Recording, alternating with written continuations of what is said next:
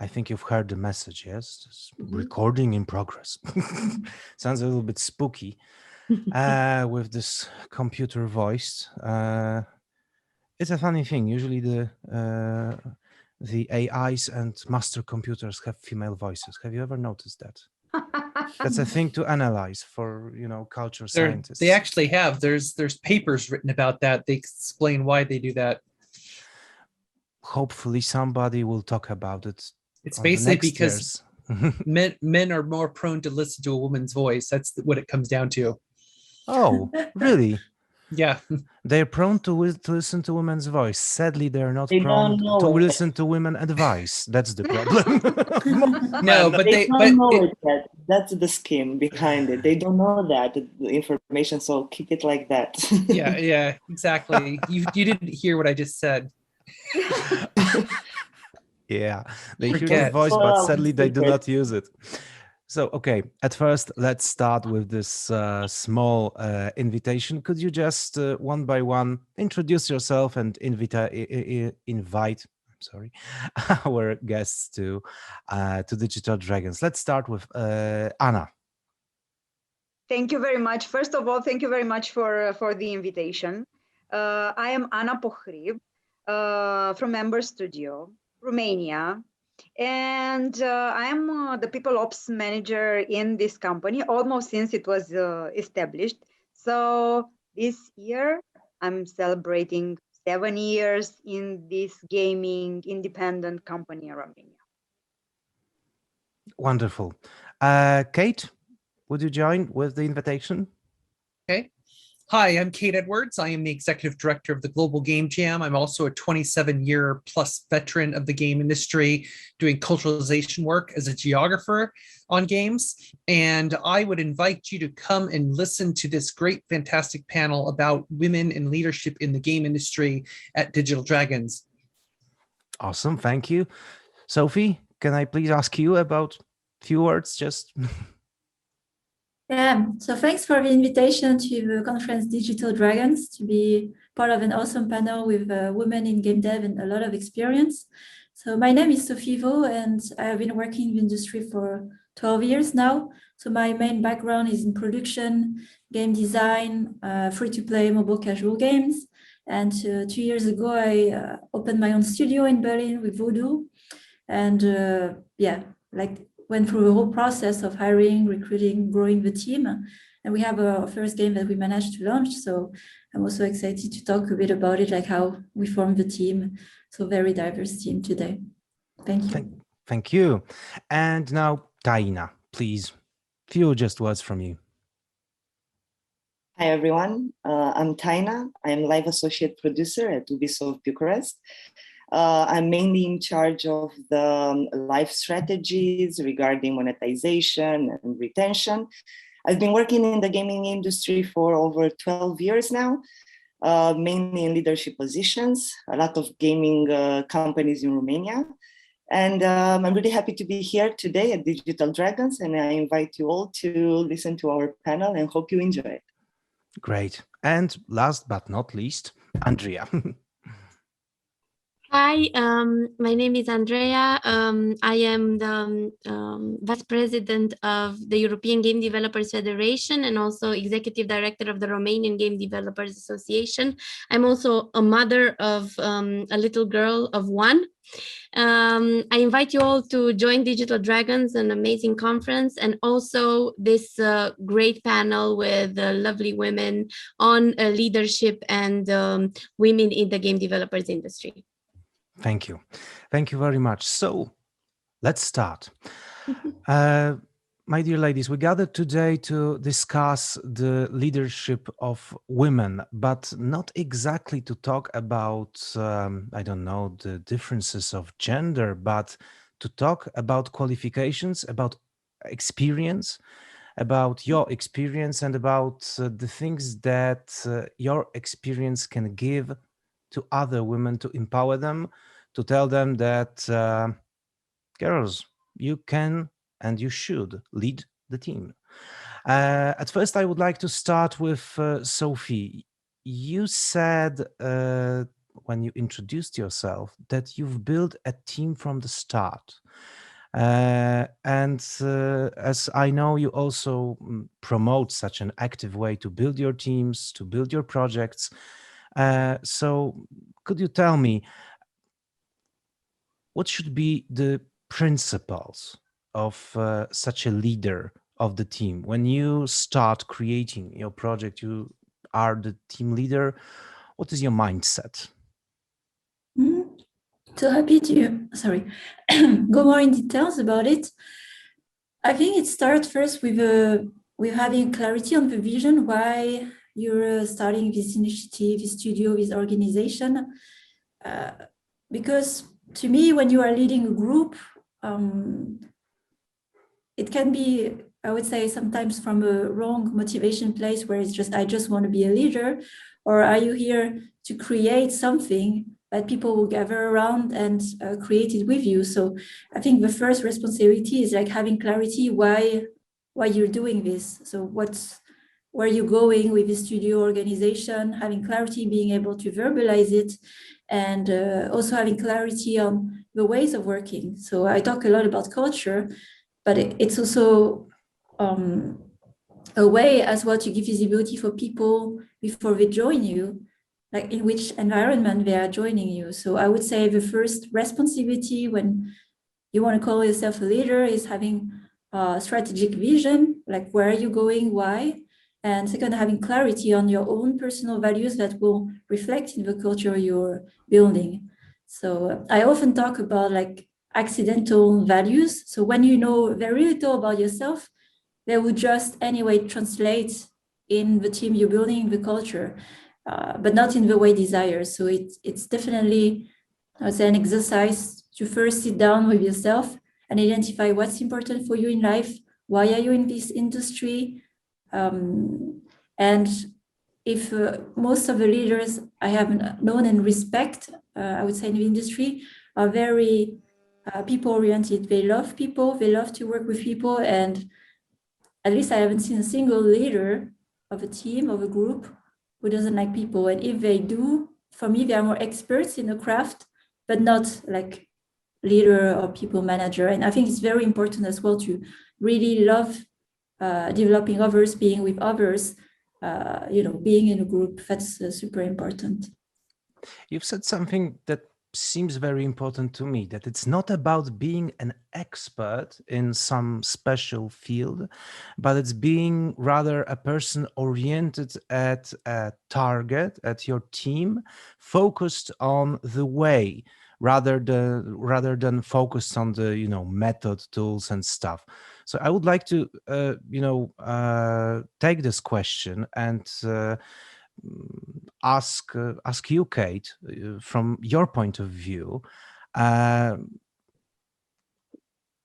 do you forge your principles from that point of view? That okay, you have to be target oriented, but what does it mean exactly when it comes to building a team and leading the team for more than one project? Well, in my experience, the best leaders that I've known, and it's a model that I've tried to follow as well in my leadership roles, is that the best leaders are the best servants. You're serving the needs of your team. You're serving the needs of the company, serving the needs of the creative vision of the project.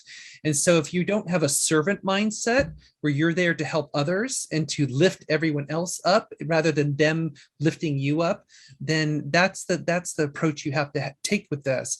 The worst leaders are the ones who see that everyone is working for them, that's all about them, and that they're going to have all the glory and take all the success, where it's the exact opposite for the best leaders, which basically they want to make sure that the team succeeds, that the project succeeds. It's not about them, it's all about making sure that the goals, because if the creative vision is met, if the team is kept happy, if there's a good culture in which they can thrive and grow both professionally as well as develop a fantastic game, then everybody wins with that, including the person who's in charge. But a lot of leaders that I've seen in this industry tend to forget that, because we are a passionate industry with a lot of very creative people. And, a lot of times in creative circles, you create something and you say, this is mine, look at what I did. But as we all know, games are a collaborative art form. It's not usually just one person's vision. It's the whole team contributes to that vision. And so we really have to take on that mindset that this is something that all of us are a part of. And that person who is in the leadership role, again, is serving the needs of that team, because they're the ones who are really bringing it into existence. And so I think when you have that approach, it's a lot easier to understand what your responsibility is as a leader in terms of how you serve the different teams and the different groups that are working under you and how to help them coordinate with each other. And so it's really kind of this idea that you're like a shepherd of a flock, so to speak, rather than, this, leader, on a hill with a sword in your hand. Even though, yeah, that vision works really well for the game industry, but on an everyday level, that's not really what it is. I mean, sometimes you have to serve in that role and kind of help cheer everybody on and encourage the team and push them forward.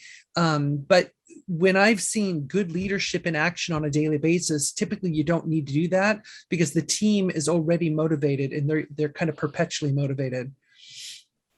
Mm-hmm.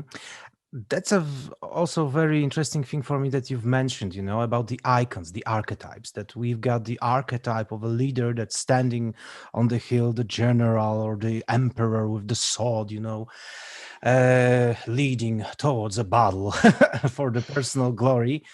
And you've said that the leader, in fact, should be a person who is the most humble of them all. So I would like to ask now, Anna, could you tell me what's your experience on that? Because you are a leader and you've seen leaders at work. Is it really true that that such, I don't know, vanity, heroic leadership style doesn't work, and we have to a little bit change our vision of a typical leader?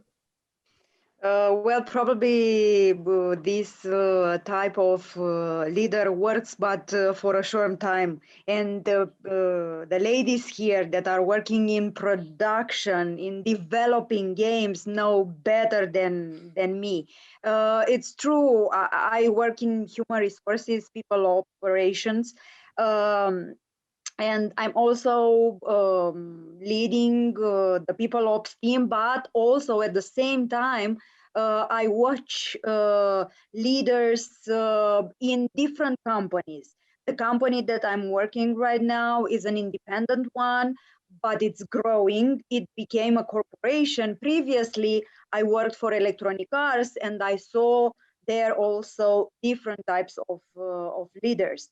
Right now, I think, and especially, I want to say that especially in our industry, in the gaming industry, servant leaders are most successful, and leaders that know how to treat, how to behave in front of failure, quick failure. In this type of industry, failing is the main the most important and the main method of learning. We need to know how to treat failure. Failure is about innovating. Failure is not about punishing. So we need to understand that failing quick is a way, maybe the best way of learning. So leaders that know how to manage teams' failure or individuals' failure are successful leaders, appreciated and followed, definitely. So it's a totally different world, and all the ladies here have so many years in this industry. I think leaders 10 years ago are totally different today from leaders today. Things are changing quite a lot. due to technological progress, due to so many indie gaming teams. So I think it's a global mindset shifting, talking about leadership. So knowing how to treat a failure, sharing, be directional, up to bottom, bottom to up is also a key for success for our leaders, and also something that we need to gain day by day, team's trust. This is something that we need to work on every day, minute by minute. These three elements I see for a leader's success in 2021. Of course. Thank you for that. And again, I have to jump to the next question just from your sentence, because you said about the failures, which seems really fascinating to me. And I would like to ask Andreea, because you said in the introduction that you're a mother of a 1-year-old child, which must be amazing, and this must be an amazing project to and lead. also very tiring. Of course, of As you course. see. No, we cannot see, but of course, I think so. Yeah, that must be. So tell me, because Anna said that being a leader is about also going through failures, not by winning, but by learning from them, and being able not to press too much on your people, and being able to understand what happened. So isn't it a little bit close to raising a small child which learns her first steps, and he or she falls? That's normal. So does maternal experience help in being a leader of a group of grown-ups? I'm sure this is the case. I actually think that I'm learning day by day things that help me every single time I interact in a professional capacity, through the patience and through the different kind of emotions that my young child is besetting upon me. So for sure, the patience that I need with her will make me an easier to talk to and to work with as a professional. I can't necessarily say that I lead big teams. I have a couple of colleagues working with me. However, I knew for sure before I had my child that I am not a very good team leader in this sense. It was very hard for me to delegate. It was very hard for me to accept the fact that people need to catch up to speed with me. And these are specifically the things that I learn now are so important with little children. So patience with people who learn things, also the need to delegate, because at this point in my life, I cannot do everything that I used to do before alone. So it's the most, as you say, you are obliged by circumstances to learn something very fast, and that's exactly what I'm doing right now. So becoming a team leader with the 2-3 people I work with, through the lessons that my child is teaching me.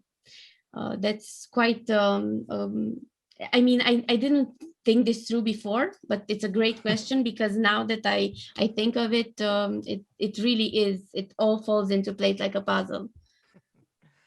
And Taina, I've got also a question for you, because as we said today, the gaming industry is quite specific. The gaming and IT industry is specific. You've got short periods of time to finish complicated projects. There is a lot of stress involved. Even there is this popular category of crunch that everybody is talking about. So I understand that it doesn't help being a humble, good, understanding leader. So what's your strategy? What's your strategy on leading the project towards success without with avoiding all the reefs, avoiding all the obstacles that are rather psychological than physical? Well, it's pretty hard to avoid all the obstacles. I think you just have to face them and overcome them together with your team. So in my situation, I worked, like I said before, in many different companies. So every time I got into a leadership position, the first thing that I had to do, and this is how I approach things, is I make sure that I understand the product that I'm working at very, very well, because this way I'm able to have informative decisions. More than that, once you show your capacities, once you show to the team that you are valuable, that you can indeed help them and you can indeed inspire them, they will start following you. And I think this is the most natural way to get a team to follow you, by leading by example. It helps a lot that I'm really enthusiastic all the time. I'm really passionate about everything that I'm doing. I'm loving my job. So I'm trying to inspire that in my team as well. It helped a lot. It's a struggle sometimes because you are facing different personalities, but it's very important to adapt to each of the team members. And more than that, it's really important to be open with them. Let them be part of the decision making. They need to feel involved in the project. They need to feel that they have an input, that they have a responsibility as well. And we need to fight for the same goals. Once you manage to do that, basically, we are all on the same path. We want to get the project till the end, and we want to succeed. Of course, if failures appear, we learn from it and we move forward. Important is to be passionate, be very transparent with your team, and work together with them towards the same goal. And I think that helps. At least it helped me in the past. Yeah. So it's Blasius, just one thing before you go to another question, because I was thinking a bit at your questions, and I just wanted to know, based on my experience, not as a leader, because I'm not necessarily leading teams, but with my experience working a lot with leaders in the indie setting. So this is actually the experience I'm getting here, and I think this is a very important question to ask, and that is, how do you transform yourself from a doer to a team leader, and also to a team leader of a bigger team? Because indie studios are very, very small at first, and at this point, based also on my experience, when you do everything, and when you're in a way very settled in your own way of doing things, you like how things are done by you. When you have the need to expand your team, then it's very hard to become a team leader from a doer. And I think this is something very important for indie studios. And I think they should all seek help into this. So talk to people who've done it before, talk to HR professionals, talk to consultants, talk to people who can help you navigate this, because this is not natural to us.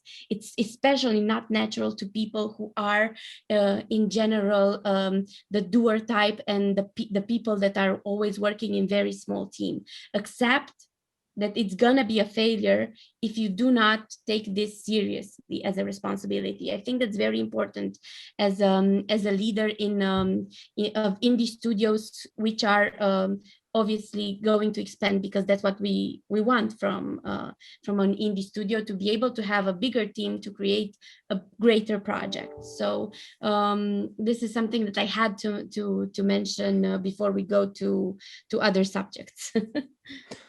I think that's great, and I think we're going to a little bit come back to it in the forwards of our small panel.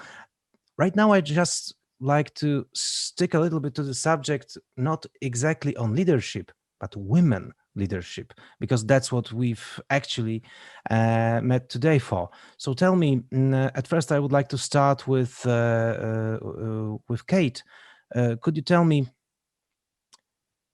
The title of our panel is Women Leadership, as we want to advance it, as we want to put it forward and empower it.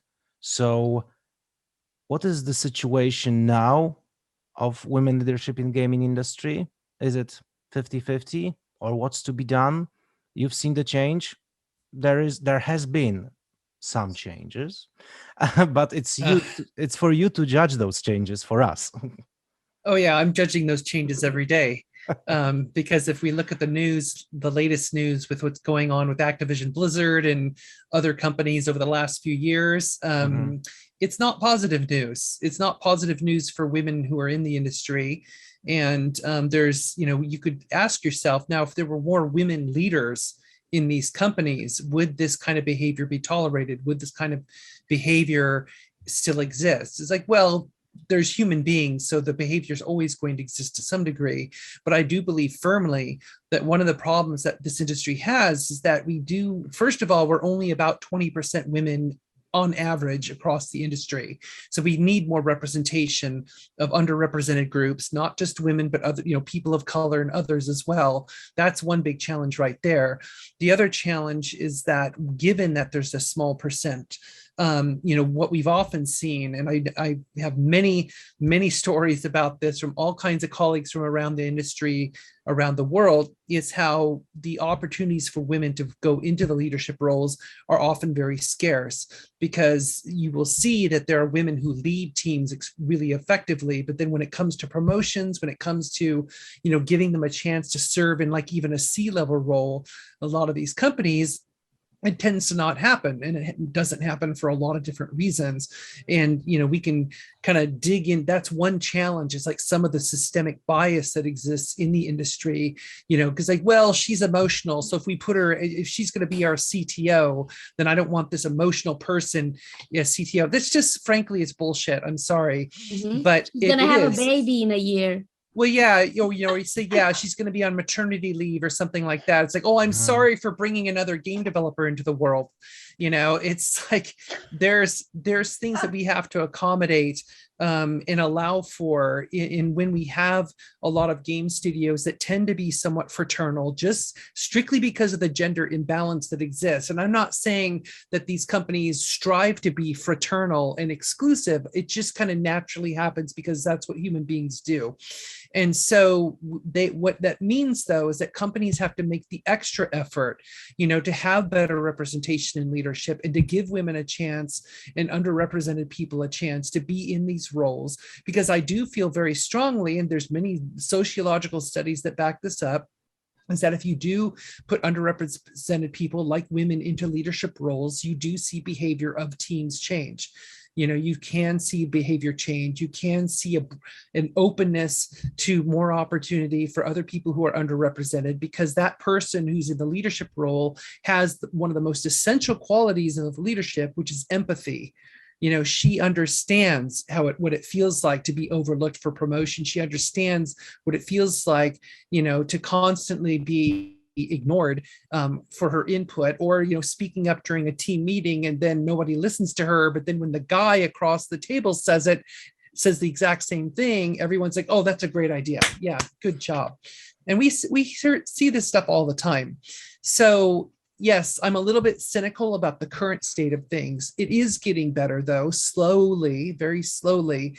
But we obviously, just because of, news items we hear from month to month, we still have a big challenge in this industry. But what it takes is that every company needs to have that commitment to understand that the opportunity for elevating voices, especially underrepresented voices, needs to be part of how the company works.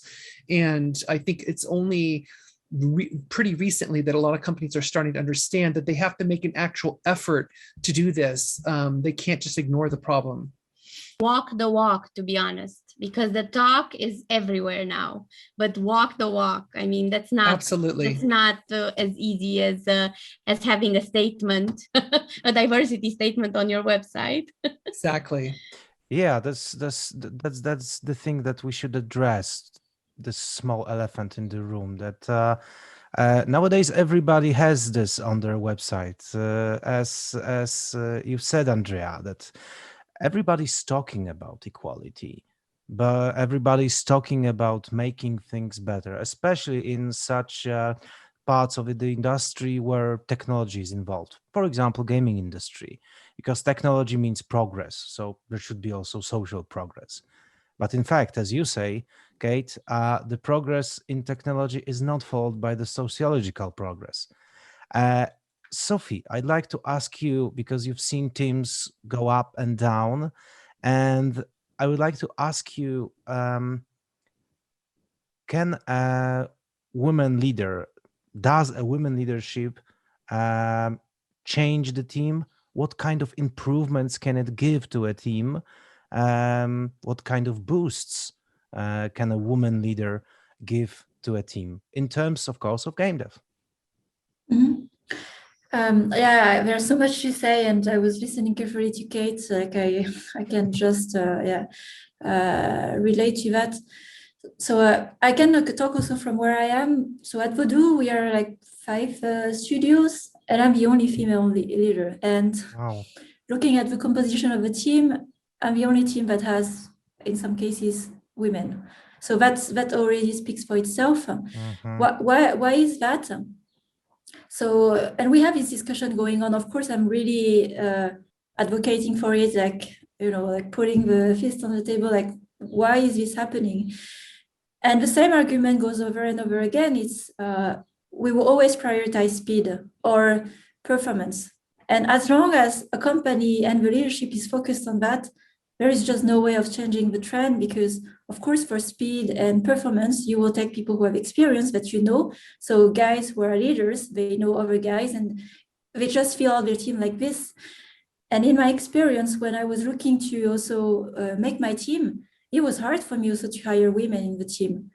But I was not negotiating on that at all, and I had to be super proactive, source and speak to a lot of women, like by searching, talking to them, connecting with them, to make sure that I have a good diversity in the pool of candidates. So I think the main difference here is when you know you are the only one in the group and you know how difficult it is, you don't want other women to go through this. And I think this gives the extra motivation to just go the extra mile, to do what it takes to change the trend. So although it's not necessarily a priority by the leadership or in our company, it is a priority for me and in my team, and I will not negotiate on that, and I have at least this influence.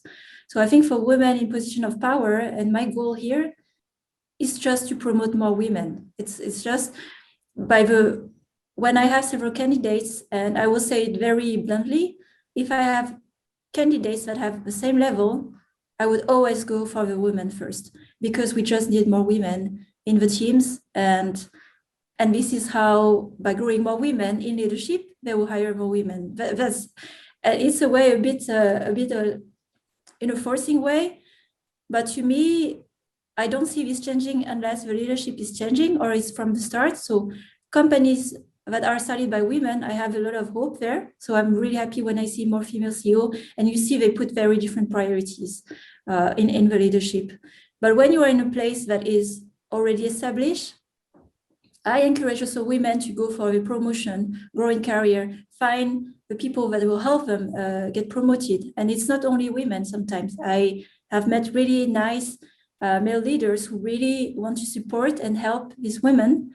And basically, I often say as well to the women in my team, until this is more equal, we have to take a bit by force with the power to change things. It will not change by conversation, unfortunately.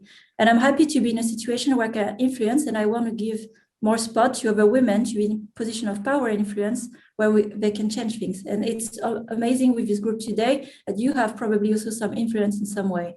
So that's my position on.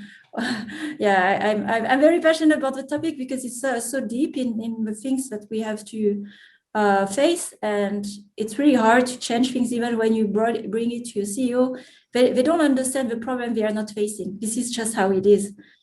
But as women, we all understand, and for a long time I felt alone with these challenges.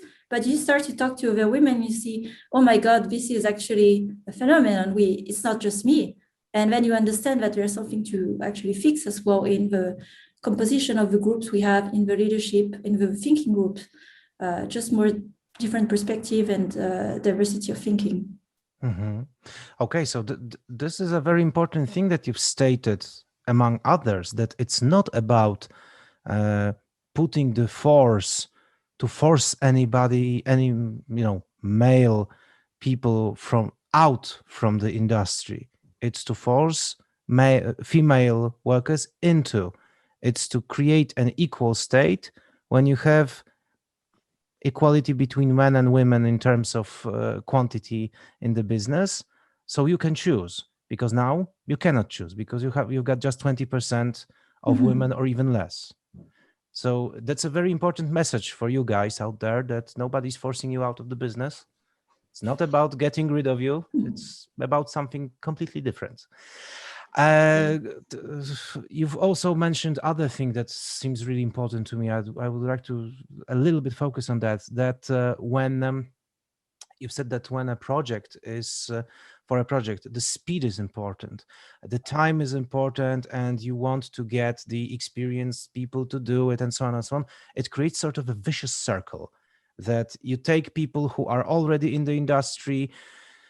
Women are not introduced to the industry. There is some gatekeeping. So there's a vicious circle that, in fact, puts a wall in front of the women, another wall. So I would like to just jump to first Taina and then Anna. I would like to ask you, Taina, what do you think from your experience as a woman leader?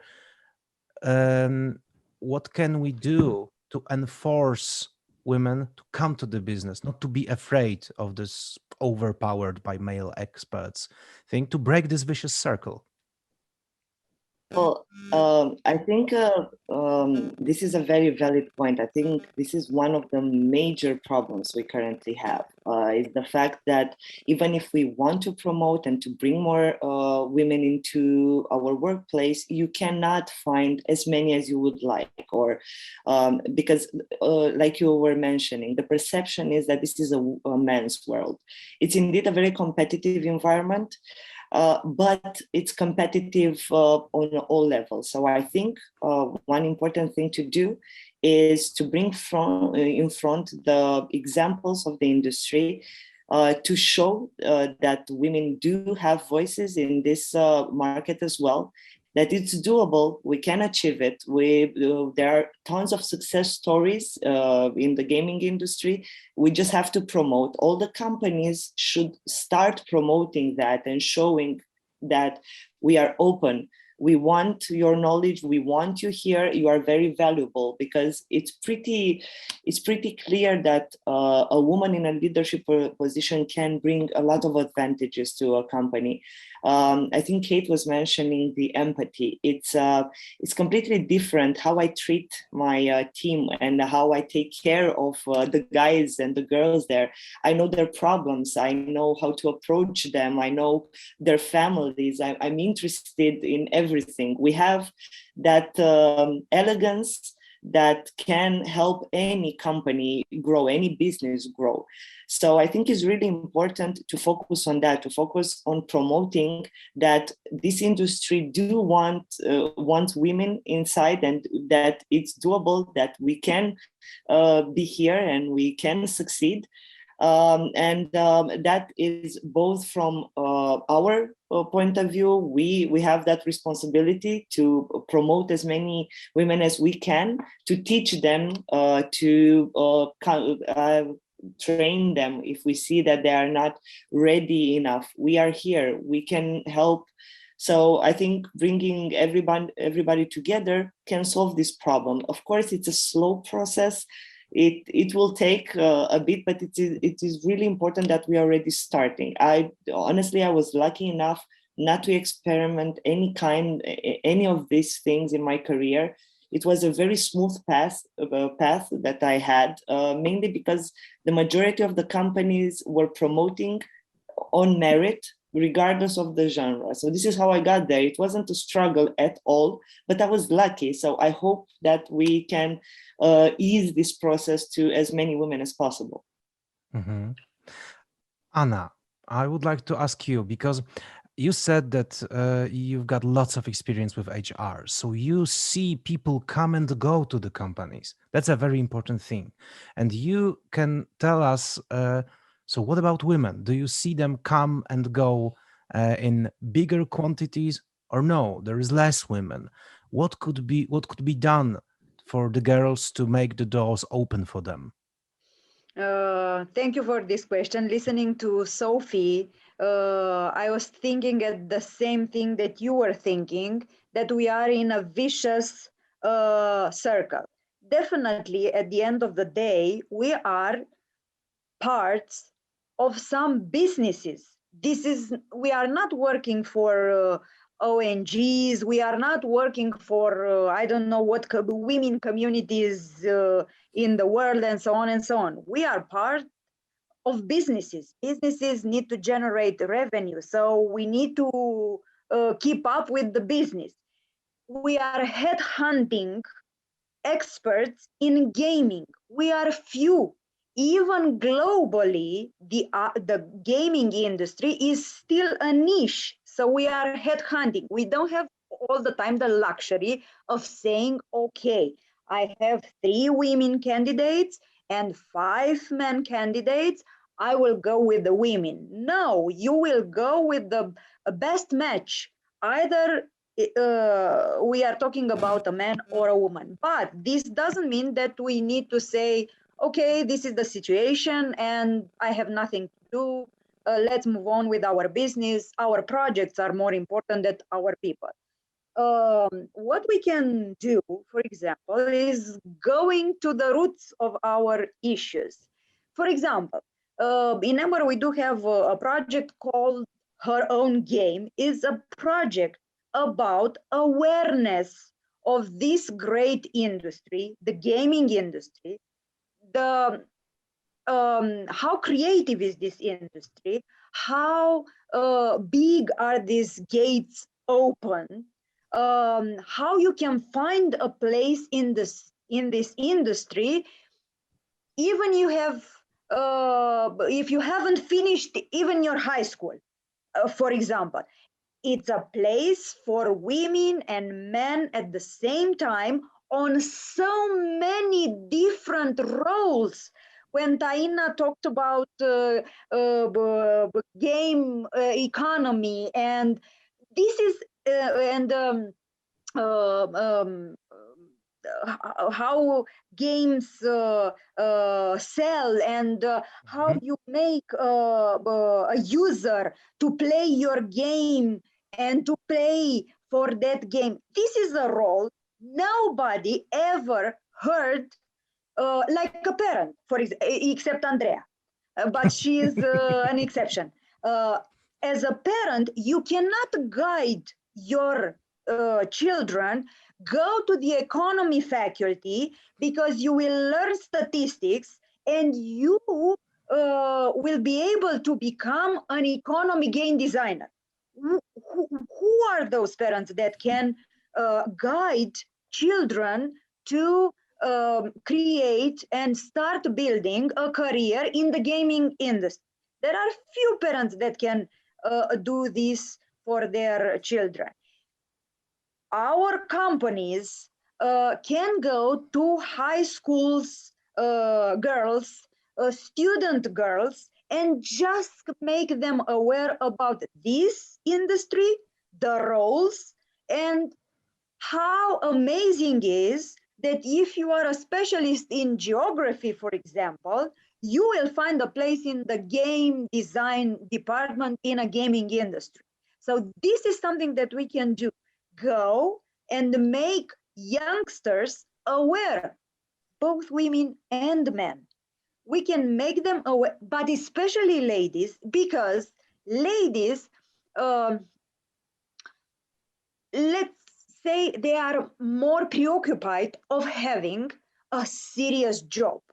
Okay, I like gaming. I will be a game tester or an artist because I have talent for a while in the gaming industry. But after that, I will search for a serious job in a serious industry. Software industry is a serious industry. We are creating entertainment. We cannot be serious. So ladies need to know that there are strong career paths with lots of knowledge and lots of training sessions and lots of capabilities that you need to reach to be able to have such a job. Jobs like Taina's are diamonds, are precious in our. We are fighting for such a candidate. But if ladies, since they are in high school, knew that economy isn't that boring, mathematics isn't that boring, physics isn't that boring, if you come and have a job in such an amazing industry, they will reconsider all these disciplines in the school. So making youngsters aware of this industry is one, not the only, but is one method of raising the ladies number in this industry too. Yes, this is great. This is a great suggestion to reach out, to the women, to reach out to young girls and telling them, girls, this is a serious career path, not just a hobby to, spend your time. So I would like to a little bit sum up our whole meeting and ask each one of you quite a simple question. Could you one by one give our female audience just one advice that would help them in their way towards being a leader, a part of a team, a female builder of a team, towards their way in the industry? Let's start with Andreea. What would you advise to all women and girls out there? I think my one advice would be multiple advices. One of them, and I think that's very, very important for all of us, even if there are leaders or starting in the business or working in any kind of capability in a gaming studio, is make sure that you make or you leave the place that you've been working at or living at a better place for women. So what do I mean by that? For example, Taina, she was lucky.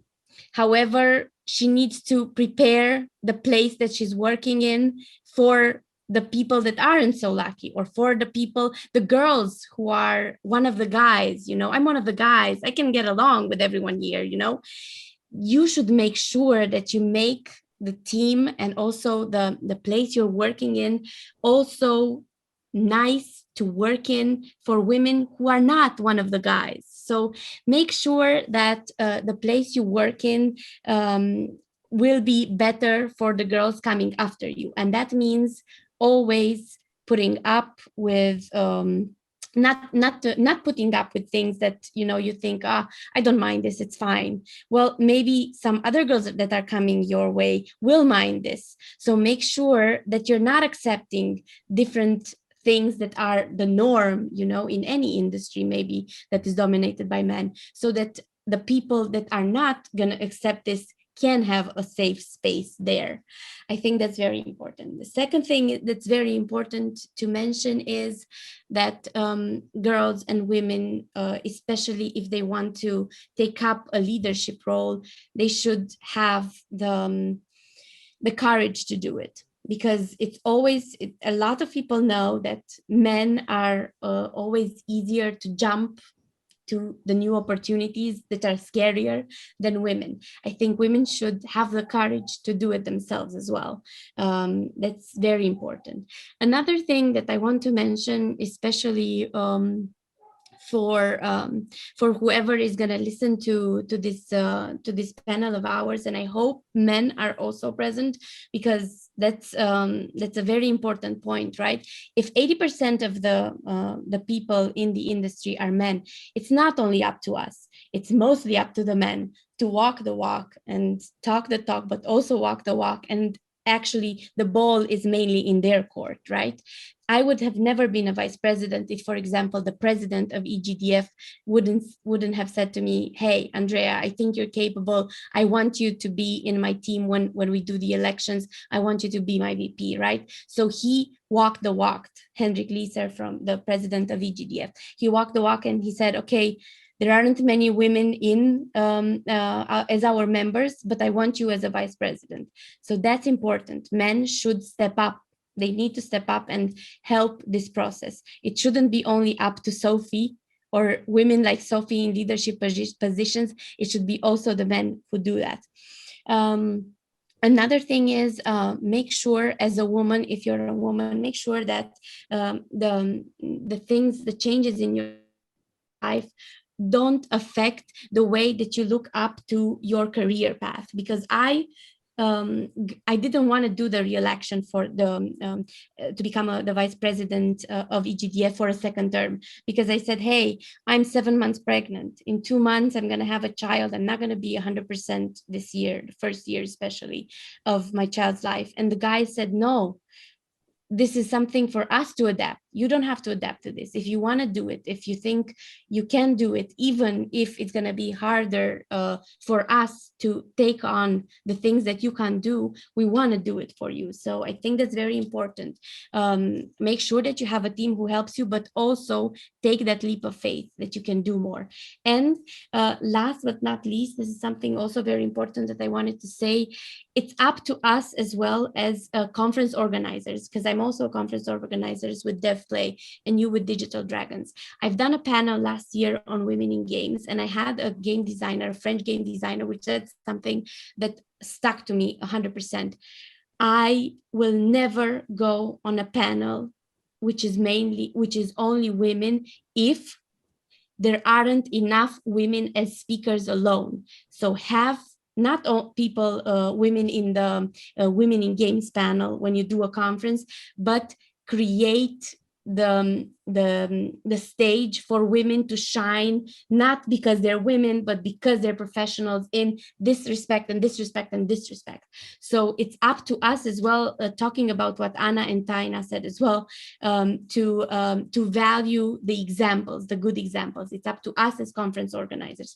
It's also up to us as community organizers, since I'm the executive director of the Romanian Game Developers Association, to make sure that the companies that are in our industry can do create educational tools and make sure that the kids nowadays are exposed to this amazing universe, which is video games. So it's up to all of us. It's up to men, it's up to women, and I hope that if I can say one more time the promotional announcement for Digital Dragons, I would say, hi, my name is Andreea. I would like a lot of you guys, men participating in this great conference, which is Digital Dragons, to join our panel, hear what we're all about, know that we're here with you. We have an amazing experience in this industry, and we want to make it better for much more women than we have at this point. So that's it. Thank you. Thank you for this. Really, that's really something, and that it's great that you've shared that with us. So let's move to Taina. What would be your advice towards girls? Your, let's say, I don't want to call this final statement. Let's call this final advice.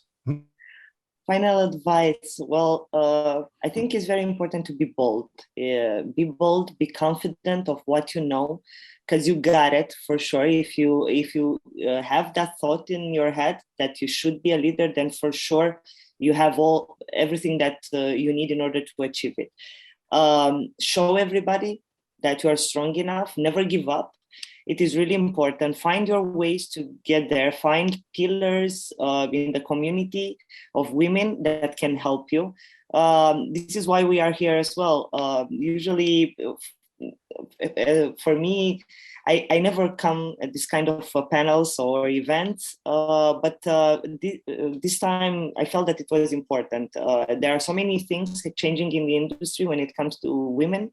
And I decided that, okay, I can help in that direction. I'm involved in a lot of programs where I'm coaching women to get my position, to get to the leadership in any kind of software industry, doesn't matter. So reach out. You'll for sure find somebody that is here to help you. And very important, be confident that you can achieve a position of leadership in the gaming industry. It's an open industry and it's fun. You gotta come. That's the most appealing part. It's really fun, and leading men is easy. You wouldn't say, but it's really easy if you have all this experience behind you and this confidence. I think this is the most important part. It's not very complicated. You just need to push a step further, ask for help, and for sure we can do it together. Thank you for that. So fear is the greatest enemy, and it's just to overcome the fear and this habit of thinking that the boys can do it and girls cannot, which is totally false. Because girls can do it. So, Sophie, what's your advice for all the ladies out there? I think a lot was covered already, so I'll try to complement and also some of the things already mentioned. But I separate one first for women who are starting in the industry or want to grow. And I have had also in coaching discussion with other women is to allow themselves to want things. One thing I noticed a lot is for women, we create this box inside our mind that we can and we cannot do things, and we have to ask permission.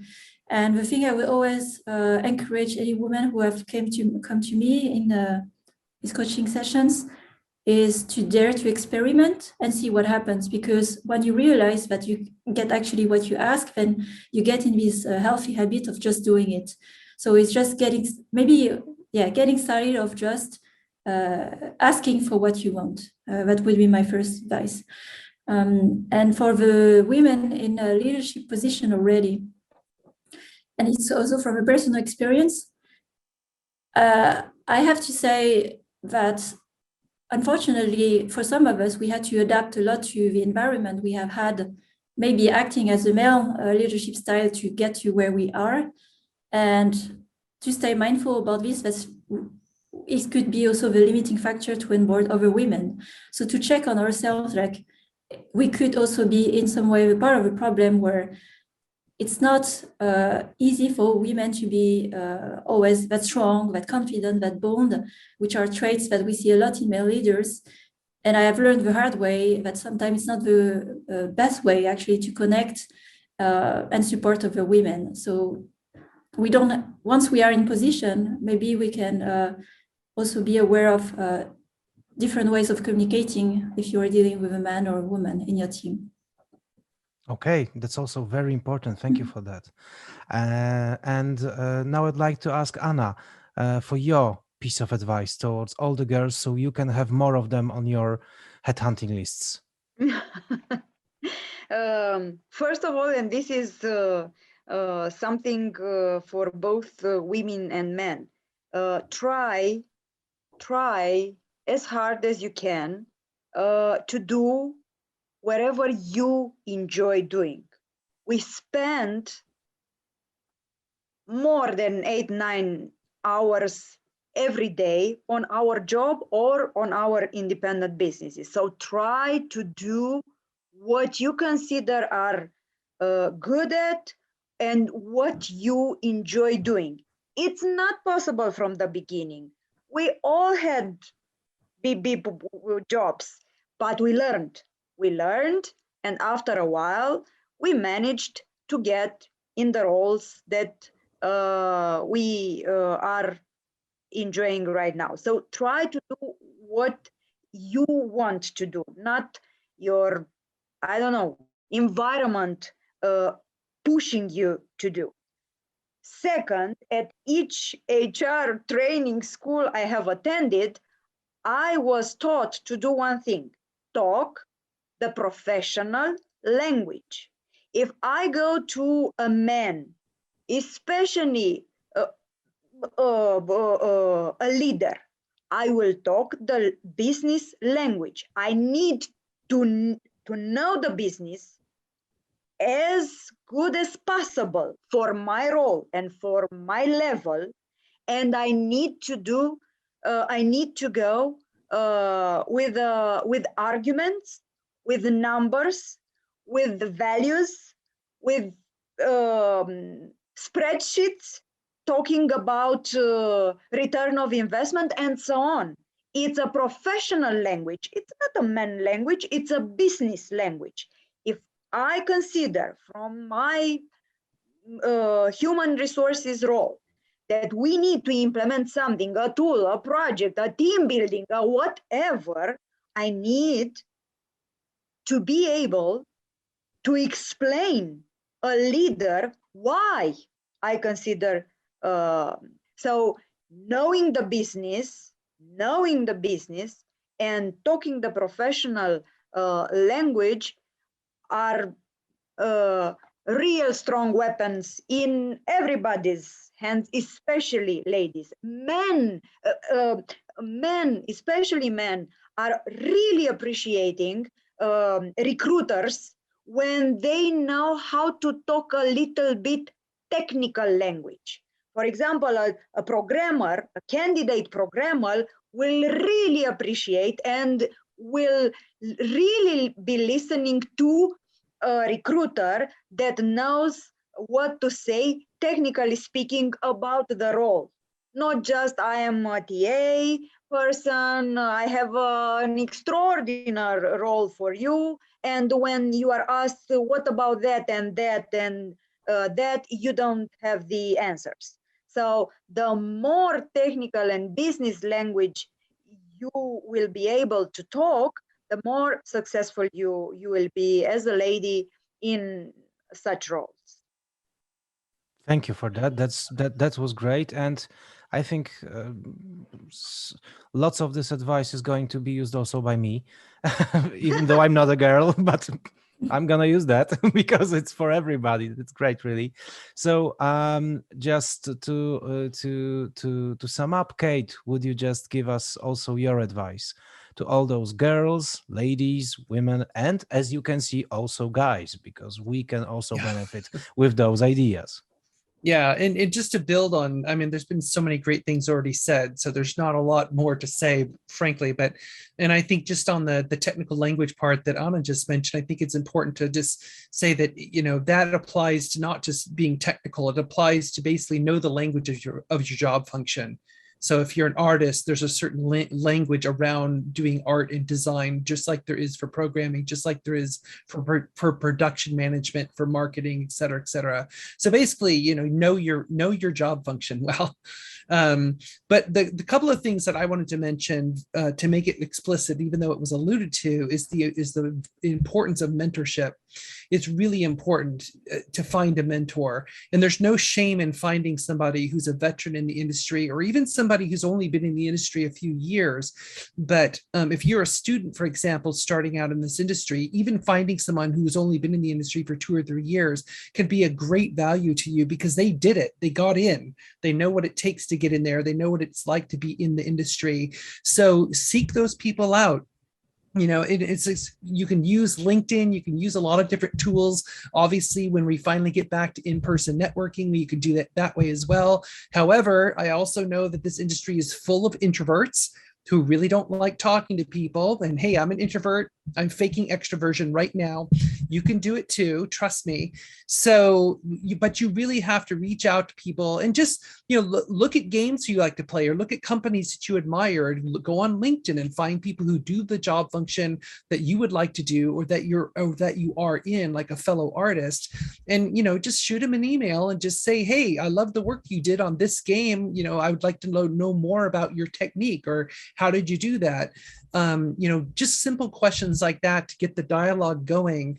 You don't have to reach out to them right away and say, hey, be my mentor.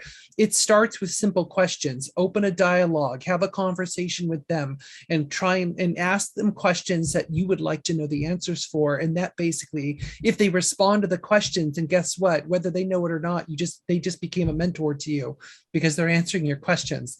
So now you can actually ask them to more formally to be a mentor, but that's a whole nother step. But I really encourage people to do that. It's very important for anybody, not just women, but for men as well. But I think for women especially, because of the issues that were already discussed here, it's especially important to find role models, especially women leaders in the industry, who can help you have that understanding of what it takes and how to navigate the space. And then the second thing I'm going to mention too is basically, it's a quote from Mark Twain, the American writer. And he said in one of his writings long ago, he said, comparison is the death of joy. And I love that quote, because one of the biggest problems I see, especially with young people starting out in this industry, is that all they do is spend time, no thanks to social media, looking what everyone else is doing and being really depressed and angry because they're not where they should be, where they feel they should be in their career. Forget about it. Every single career path is different. And so if you stop comparing, you're not going to have that joy sucked out of your life. So just focus on what you can do in improving your own skills, finding a mentor, moving forward the best you can. And don't worry so much about what other people is doing. Because trust me, I've been in this industry long enough and been around this world long enough to see many careers rise and fall very quickly for all kinds of different reasons. And you have no idea, you know, where you're going to end up eventually. So just be open-minded about it and try not to let, you know, what other people are doing bother you too much. Thank you. That's a great thing to sum our panel up. I think there is nothing that I could add to this to make it better. Anna, Sophie, Andreea, Kate, Taina, thank you. Thank you for your time. Thank you for your stories, for your advice. And again, now I address all the people who are watching us and listening to us, no matter the gender, no matter your state of mind or field of work. Follow those women, follow us. And I hope that next year we'll meet together on a similar panel and have more good news and have better statistics about female leaderships and female role in the game business. Thank you very much. Thank you. Thank you. Thanks. Bye. Bye-bye. Have a great day. Thank you. And with